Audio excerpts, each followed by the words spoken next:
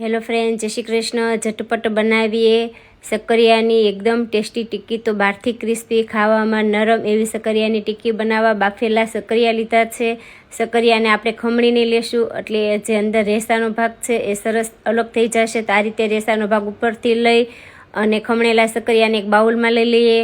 આદુ મરચી, સ્વાદ અનુસાર મીઠું, ગરમ મસાલો, ચાટ મસાલો, ધાણા જીરું, શેકેલું જીરું પાવડર, મરી પાવડર, લીલા ધાણા, સિંગદાણાનો ભૂકો એડ કરવાનો, થોડો તકતીનો લોટ એડ કરવાનો।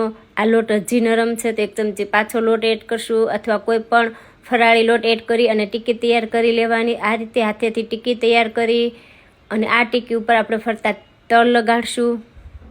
તો આ રીતના હાથમાં અથવા ડીશમાં તલ લઈ અને ટિક્કી ફરતા તલ લગાડી દઈએ।